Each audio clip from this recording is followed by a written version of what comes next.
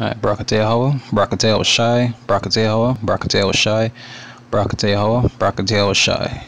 Kahalal, Wahawadla, Yahweh Shem Shai, Basham Hakodash, the Blessed the Apostles, and elders of great medicine and rule well, and peace and salutation to the Akim around the world that pushes through to the four corners of the earth.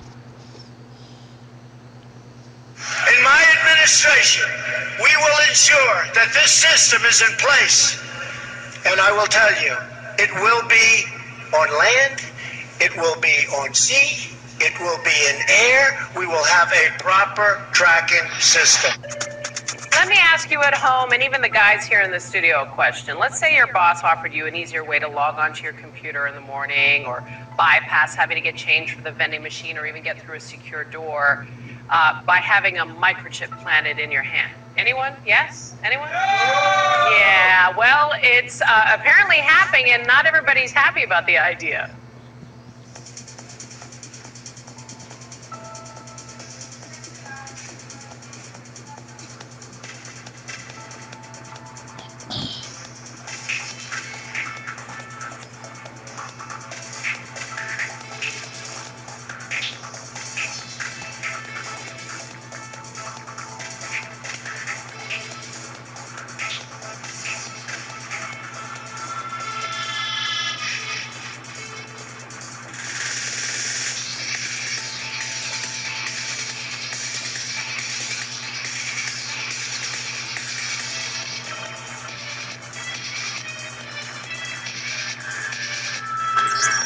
Excuse me, sir.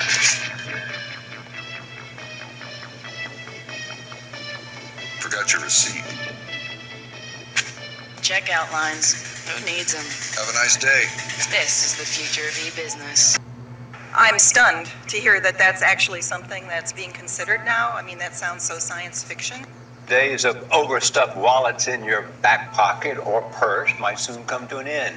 By 2020, mobile wallets on our smartphones are expected to surpass the use of credit and debit cards in the U.S. That has already happened in China. Well, cashless has become the buzzword for the future of shopping, but what about stores without cashiers? Well, these are already a reality in China. Tonight, long lines outside the store that's trying to get rid of them altogether. Let's get ready to shop. Inside Amazon Go, a new grocery store opening to the public for the first time today, there's no checkout or register in sight. Instead, customers use a new app to scan in and start shopping. I might grab a salad. The Just Walk Out technology is tracking that these items are leaving the shelf, and it's putting them in my virtual cart. And that means, and if I put them back on the shelf, they come out of my virtual cart. Hundreds of cameras read product labels and track your movements. Sensors installed in the shelves collect data about your preferences. How accurate are the cameras in determining that I'm really taking that peppered steak or roasted chicken?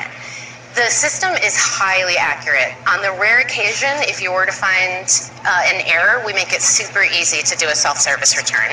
Customers leave without checking out, and their Amazon account is automatically charged. As for workers who may have been cashiers, we've simply decided to allocate them to different kinds of tasks.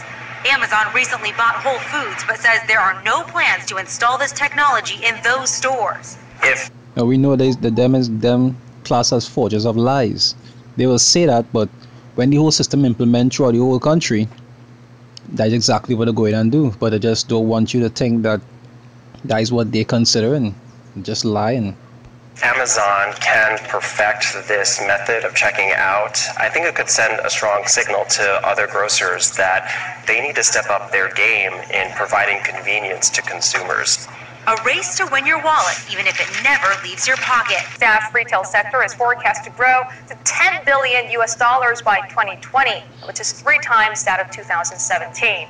And this retail concept has also become the latest battleground for the country's tech giants like Tencent and Alibaba. Valerie Tan has more from Shanghai. If you live in China, basically, you cannot live without WeChat. It is your to-go app for everything, including opening doors.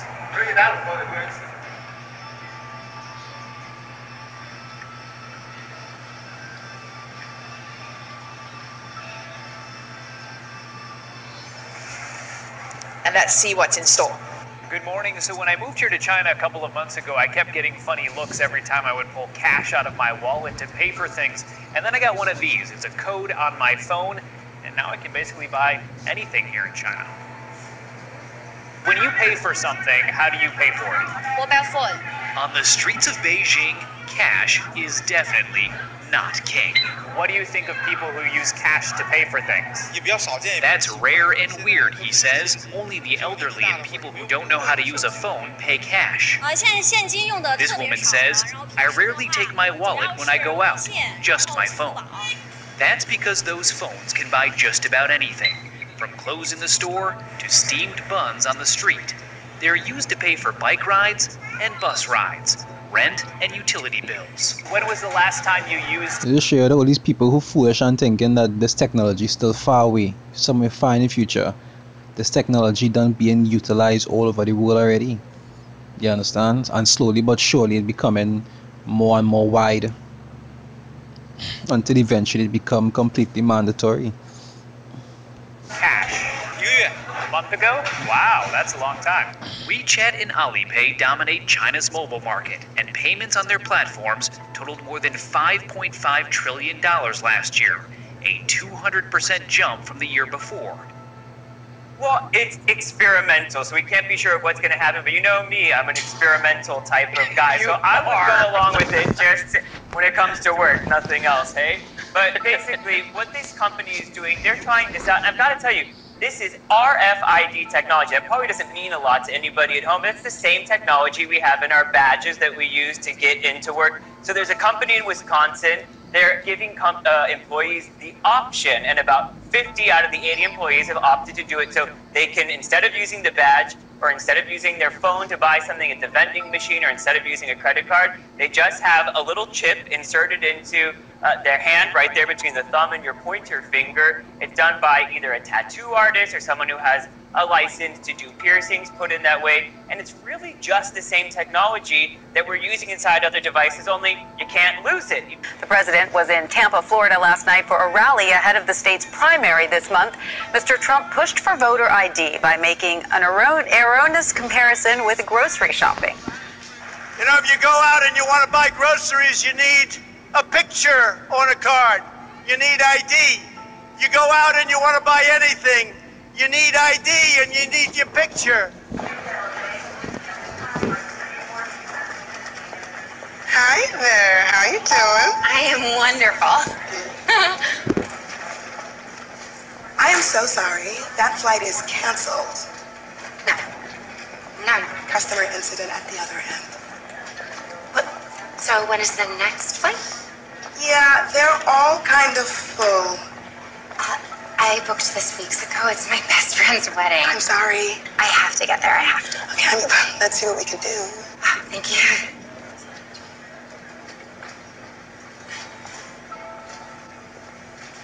I see there's one standby seat on another plane leaving tonight. That's reserved for members of our Prime Flight program. You got to be a 4.2 or over to qualify. Oh, I'm a 4.2. I'm afraid you're actually a 4.183. Oh. Well, that's not my fault. Some woman dinged me down in the cab. Can't you just... I'm sorry, it won't let me book it without the correct ranking. But it's so close. There's just nothing I can do. Christ, I mean, surely. I'm gonna have to ask you to moderate your language then. Sorry, it's just... I'm maid of honor. I cannot miss this wedding. And I am so sorry about that. Can you call the supervisor? I cannot do that. Can you just call the supervisor? I cannot do that. Call the supervisor. Okay, that's profanity. We're zero tolerance on profanity. I'm sorry, it's just... Yeah, I have to serve the next customer. No. Step away, ma'am. You've got to help me. I'm so sorry. I've called security. Oh, no, please don't do that. I'm a 5-star in you. 5 stars. What's the issue here, Hannah? Intimidation and profanity. Oh, no, I was not intimidating. Don't speak, ma'am. I was just trying to... Okay, so, in order to restore calm, I'm invoking my authority as airport security to dock you 1 full ranking point as a punitive measure. This is a temporary measure. No! score reverts to normal in 24 hours. No, but I need it now. Period. All downvotes are subject to a ×2 multiplier. We recommend you avoid negative feedback at this time. I'm double damaged. Please, remove yourself from the airport immediately.